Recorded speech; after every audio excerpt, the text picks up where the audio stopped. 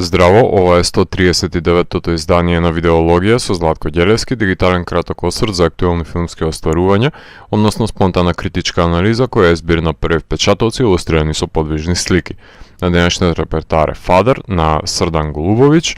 во кој станува збор за Никола Стојковиќ, глумен од Горан Богдан, кој живее во градче во Србија и работи како дрвар.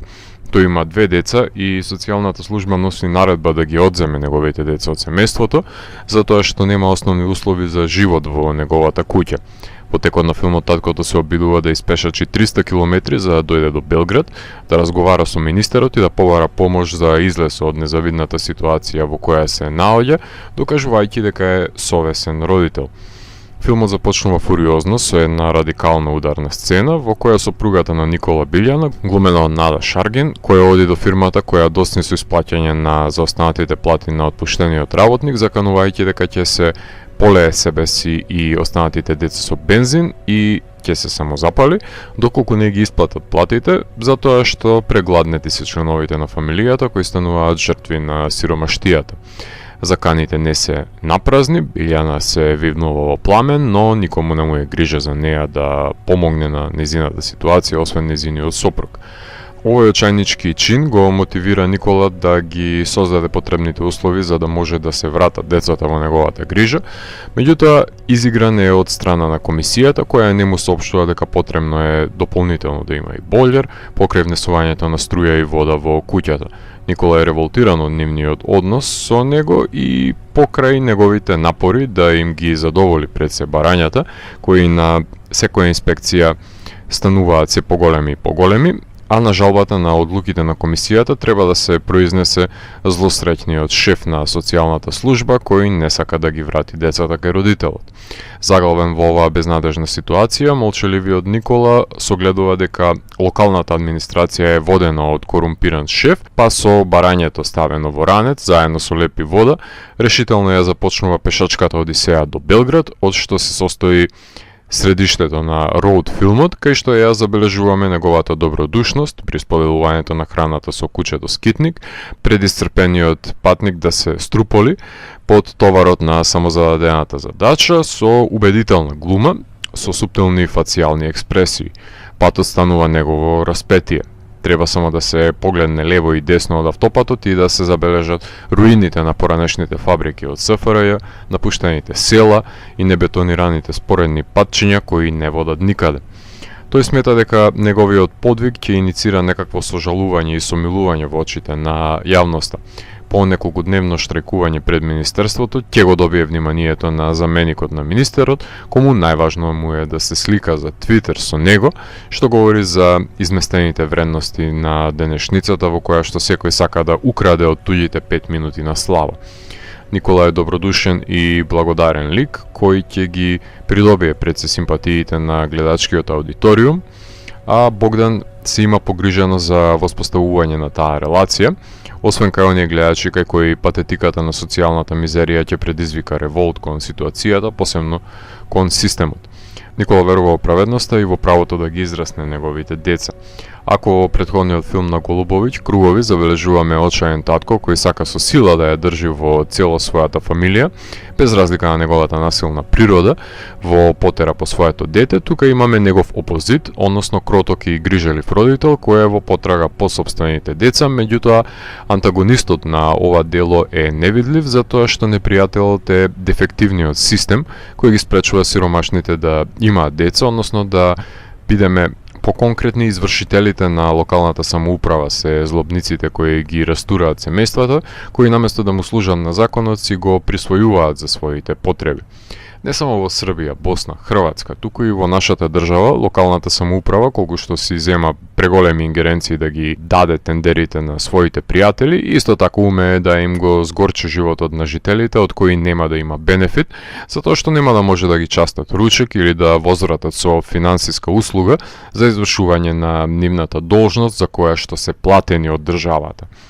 Бедната, корумпирана индивидуа, која кога ќе вкуси трошка моќ и превласт над другите, ќе се обиде да се наметне и да искористи колку што може повеќе, додека е на позиција да узурпира,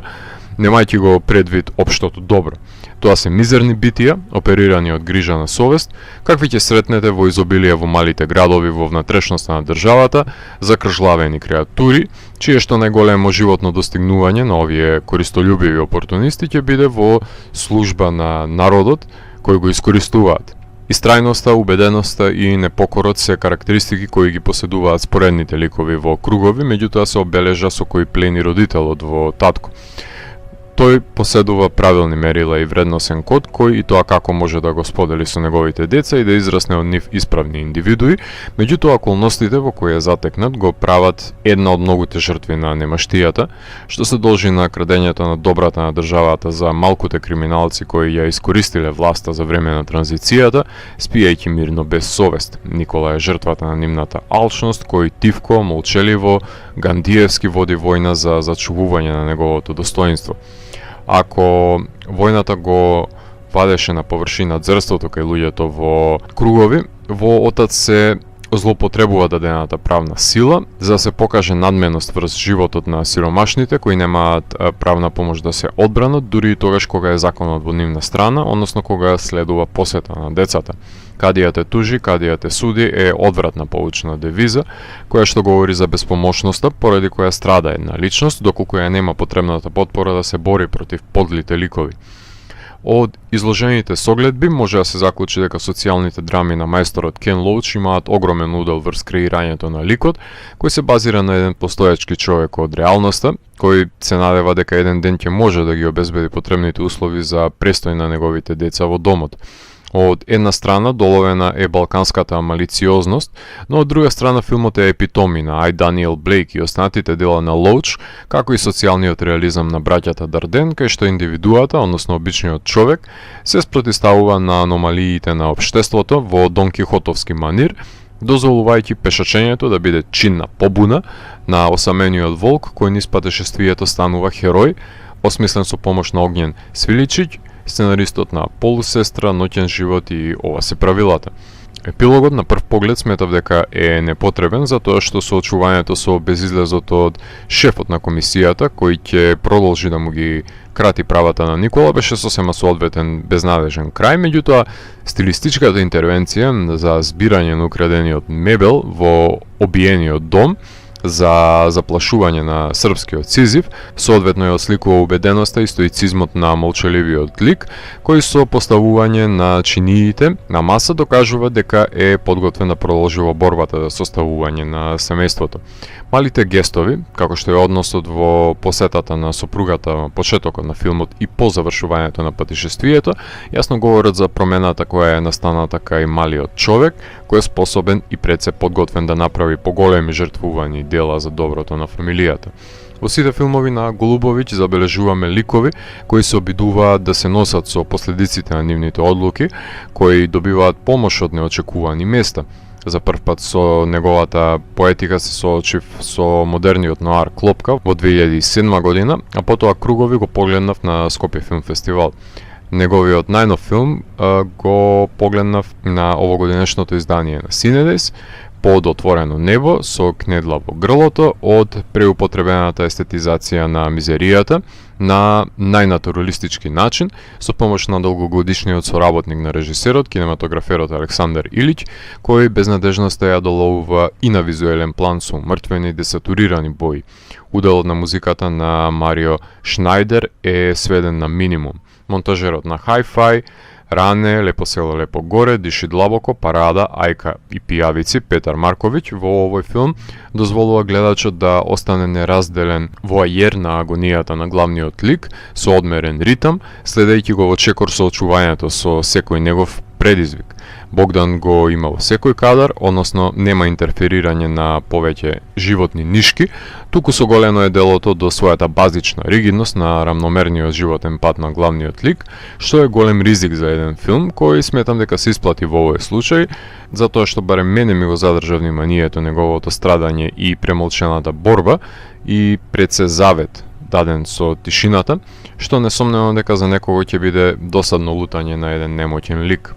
Татко играше на овогодишното издание на Берлинале, фестивалот од А категорија, кај што филмовите на Голубовиќ секојаш го наоѓаат своето место, овој пат во селекцијата Панорама, закитувајќи се со 2 награди, на мечка од екуменското жири, но и наградата од публиката, што сведочи дека универзално е разбирлива маката на родителот. Потоа го отвори Белградскиот фест, кај што исто така се закити со награди, па играше во Трансилванија, Москва и Синедис. Предпоставувам дека ќе биде представник на Србија на Оскарите, меѓутоа сигурно е дека во потесниот круг влезе за Европскиот Оскар на ЕФА, кај што е во силна конкуренција оваа година со новите филмови на Винтерберг, Озон, Комас, Кржановски, Манчески, Коста, Мортенсен, Озон, Јанучи, Марул, Урутија. Самиот режисер го квалификува делото како балкански Парис, Тексас и не е далеку од вистината, како што никола не е далеку од неговите деца. Во филмовите на Голубовиќ можеме да забележиме дека околината умее да го заврти грбот на злото и да се преправа дека не постои,